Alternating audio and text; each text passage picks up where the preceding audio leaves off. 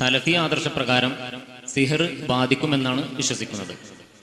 അപ്പോൾ തമിഴ്നാട്ടിൽ തന്നെ പ്രവർത്തിക്കുന്ന ഒരു സംഘടനയുടെ മതപണ്ഡിതൻ സൈനുൽ ആബിദീൻ അഥവാ PJ എന്ന് പറയുന്ന ഒരാൾ ഒരു പരസ്യമായ വെല്ലുവിളി നടത്തിയിട്ടുണ്ട്. അഥവാ അദ്ദേഹത്തിന് തന്നെ സിഹർ നമ്മൾ ചെയ്യുകയാണെങ്കിൽ 50,000 രൂപ പാരിതോഷികം നൽകാമെന്ന് പറഞ്ഞുകൊണ്ട് 50 ലക്ഷം രൂപയാണ് പാരിതോഷികം നൽകാമെന്ന് പറഞ്ഞുകൊണ്ട് ഒരു വെല്ലുവിളി, പരസ്യമായ വെല്ലുവിളി നടത്തിയിട്ടുള്ളത്. അപ്പോ സിഹറിൽ യാഥാർത്ഥ്യമില്ലേ? ഈ വെല്ലുവിളിയെ നേരിടാൻ ആരും സന്നദ്ധരാവാത്തത് എന്താണ് എന്നാണ് ചോദ്യം. സിഹറിന് യാഥാർത്ഥ്യമുണ്ടെങ്കിൽ തനിക്കെതിരെ സിഹർ ചെയ്യണമെന്നും അങ്ങനെ സിഹർ ചെയ്ത് അതിന്റെ സ്വാധീനം ഉണ്ടാകുകയാണെങ്കിൽ 50 ലക്ഷം രൂപ പാരിതോഷികം നൽകാമെന്നും ഒരാൾ വെല്ലുവിളിച്ചിട്ടുണ്ട് എന്നാണ് ചോദ്യകർത്താവ് പറഞ്ഞത്. അഥവാ അതിനർത്ഥം സിഹർ ചെയ്താൽ അയാൾ യഥാർത്ഥത്തിൽ കാഫിറായി പോകും, ശിർക്ക് ചെയ്തവനെ പോകും, നരകത്ത് പോകും. അപ്പൊ 50 ലക്ഷം തന്നാൽ ആരാ നരകത്ത് പോകാൻ തയ്യാറാകുക? ഒരുത്തം പറയാം 50 ലക്ഷം തരാൻ നരകത്ത് പോകുക എന്ന് ചോദിക്കുന്നതിന് തുല്യമാണത്. മൻ സഹറ ഫഖദ് അശ്റക, വ്യക്തമായ ഹദീസാണ്. ആരെങ്കിലും സിഹർ ചെയ്താൽ അവൻ ശിർക്ക് ചെയ്തു. അപ്പോൾ എനിക്കെതിരെ സിഹർ ചെയ്യൂ, 50 ലക്ഷം തരാം എന്ന് പറഞ്ഞതിനർത്ഥം ഒരാൾ ഏറ്റെടുക്കണമെങ്കിൽ അയാൾ എന്താവണം? ശിർക്ക് ചെയ്യാനും നരകത്ത് പോകാനും സന്നദ്ധമാകണം. അങ്ങനെ ഒരു മുസ്ലിമീങ്ങൾ ആരെയും കിട്ടില്ല, മുസ്ലിമീങ്ങൾ ആരെയും അതിനെ കിട്ടുന്ന ഉറപ്പാണ്. 50 ലക്ഷം ദുനിയാവ് മൊത്തം തന്നാലും ശരി, നരകത്തിന് പോകാൻ ആരെ തയ്യാറാകാം? തിരിച്ചാണല്ലോ ഉള്ളത്, തിരിച്ചാണുള്ളത്. പരലോകത്ത് എന്താ?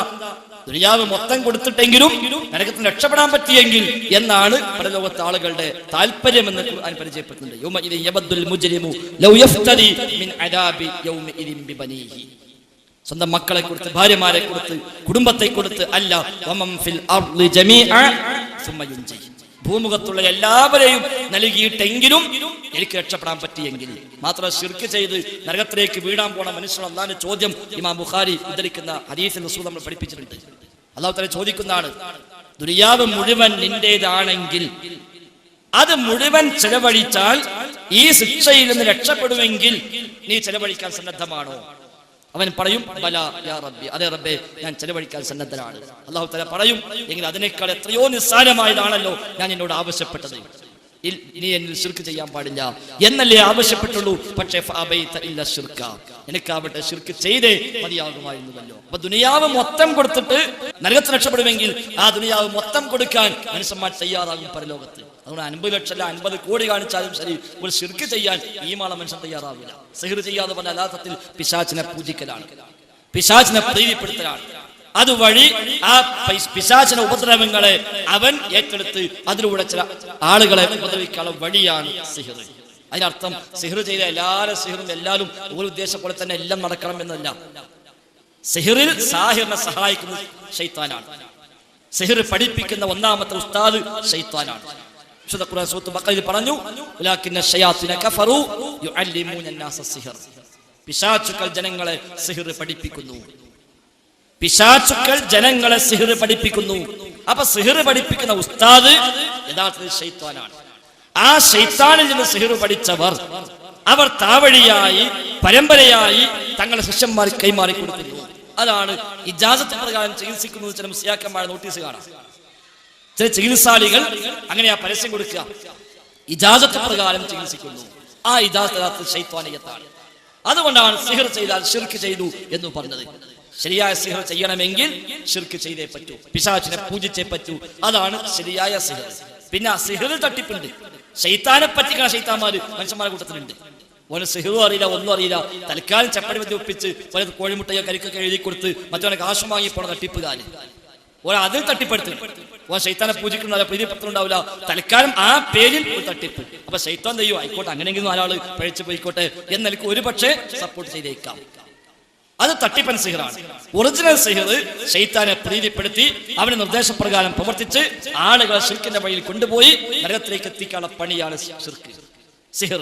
അതുകൊണ്ടാണ് ഫമൻ സഹറ ഫഖദ് അശ്റക, ആരെങ്കിലും സിഹർ ചെയ്താൽ അവൻ ശിർക്ക് ചെയ്തു. അതുകൊണ്ട് എത്ര ലക്ഷം ആരും ഓഫർ ചെയ്താലും ശരി, ശിർക്ക് ചെയ്യാനും അതുവഴി നരകത്തിൽ പോകാനും ഒരാളും ശ്രദ്ധമല്ല. ആ ധൈര്യം കൊണ്ട് നിങ്ങൾക്ക് സിഹർ ചെയ്തോളി വെല്ലുവിളിക്കുന്നുണ്ടെങ്കിൽ അയാൾക്ക് വെല്ലുവിളിച്ച് നടക്കാന്നല്ലാതെ അഹ്ലുസുന്നയുടെ പണ്ഡിതന്മാർക്കിടയിൽ സിഹറിന്റെ യാഥാർത്ഥ്യവുമായി ബന്ധപ്പെട്ട വിഷയത്തിൽ അഭിപ്രായ വ്യത്യാസം തന്നെ ഇല്ല എന്ന് പറയാം.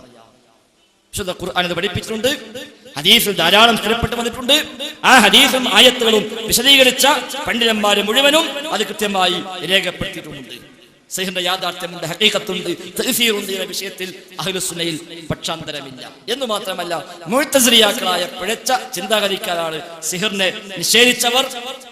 ആ വഴി സ്വീകരിച്ചത് അതിന്റെ പിന്മുറക്കാരുമാണ്. അല്ലാതെ അഹ്ലുസുന്ന സിഹറിന് യാഥാർത്ഥ്യമില്ല എന്ന് പറഞ്ഞിട്ടില്ല. ഇത് നിഷേധിച്ചവരെ എതിർക്കുകയും വിമർശിക്കുകയുമാണ് അഹ്ലുസുന്ന പണ്ഡിതന്മാർ നിർവഹിച്ചിട്ടുള്ളത് എന്ന് കൂടി കാണാൻ കഴിയും. വിശുദ്ധ ഖുർആൻ തന്നെ സിഹറുമായി ബന്ധപ്പെട്ട് പരിചയപ്പെടുത്തിയത് വമാഹും ബിളാദിന ബിഹി മിൻ അഹദിൻ ഇല്ലാ ബിഇദ്നില്ലാഹ്, അല്ലാഹുവിന്റെ അനുമതി പ്രകാരമല്ലാതെ ഉപദ്രവം ചെയ്യാൻ കഴിയില്ല. അപ്പോൾ അർത്ഥമാണ് അല്ലാഹുവിന്റെ അനുമതി പ്രകാരം ഉപദ്രവം ചെയ്യാൻ കഴിയുമെന്നാണല്ലോ. അത് ഏതാ അനുമതി? അതാണ് കാര്യകാരണ ബന്ധം. അതാണ് കാര്യകാരണ ബന്ധം. ചെയ്തോ എന്ന് അല്ലാഹ് അനുവാദം കൊടുക്കല്ല, ചെയ്തോ എന്ന് അനുവാദം കൊടുക്കലല്ല. രണ്ടു തരം ഇതിനുണ്ട്. മൻ ദല്ലദി യശ്ഫഉ ഇൻദഹു ഇല്ലാ ബിഇദ്നിഹി എന്ന ഇതിന് വേറെയാണ്, ഈ ഇതിന് വേറെയാണ്. ആരുണ്ട് ശുപാർശ ചെയ്യാൻ പരലോകത്ത് ഇല്ലാ ബിഇദ്നിഹി, അല്ലാഹുവിന്റെ അനുമതി ഇല്ലാതെ? അവിടെ എന്താ അനുമതി? അല്ലാഹു പ്രത്യേകം ഓർഡർ കൊടുക്കണം, നീ ചെയ്തോ. ഇവിടെ ഇല്ലാ ബിഇദ്നിഹി എന്ന് പറഞ്ഞ സിഹറുമായി ബന്ധപ്പെട്ട ആയത്ത് ഇദ്നിഹി എന്നുള്ളത് ആ അനുവാദമല്ല, മറിച്ച് പ്രാപഞ്ചികമായ ഇതിന്. കത്തി കൊണ്ട് വെട്ടിയാൽ മുറിവേൽക്കുക എന്നത് അല്ലാഹുവിന്റെ ഇതിനാണ്. ഭക്ഷണം കഴിച്ചാൽ വിശപ്പ് മാറുക അല്ലാഹുവിന്റെ ഇതിനാണ്. അതൊരു പക്ഷേ ഹറാമായ ഭക്ഷണം കഴിച്ചാലും വിശപ്പ് മാറും, ചെയ്യാൻ പാടില്ലാതെ. അവിടെ ശർഈയായ ഇതിനില്ല, എന്നാൽ കൗനിയായ ഇതിനുണ്ട്.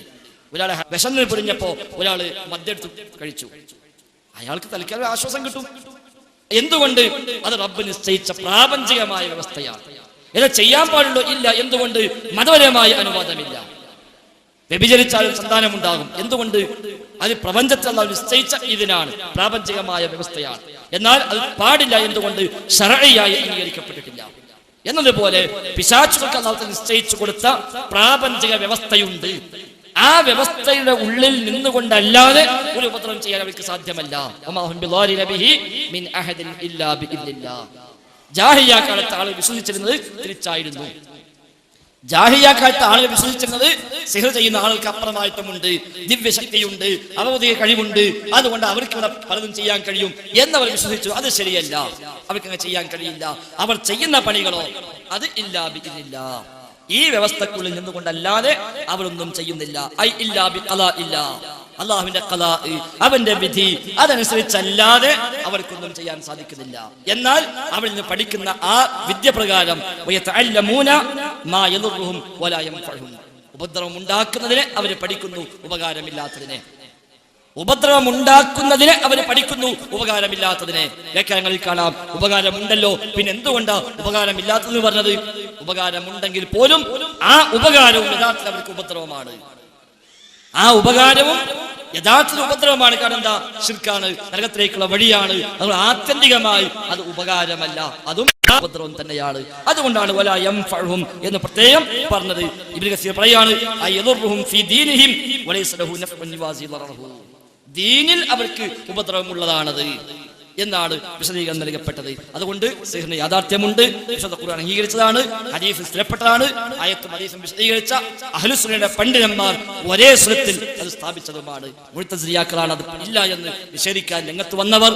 അതിന് ബിദ്അത്തിന്റെ ആളുകളായി പോലും ഈ ഒറ്റ വിഷയം കൊണ്ട് പോലും അത് ബിദ്അത്തിന്റെ വാദമാണ് എന്ന് പോലും വിശദീകരിച്ച പണ്ഡിതന്മാരെ നമുക്ക് ലോകത്ത് കാണാൻ കഴിയുമെന്നാണ് അതുമായി ബന്ധപ്പെട്ട് സൂചിപ്പിക്കാനുള്ളത്.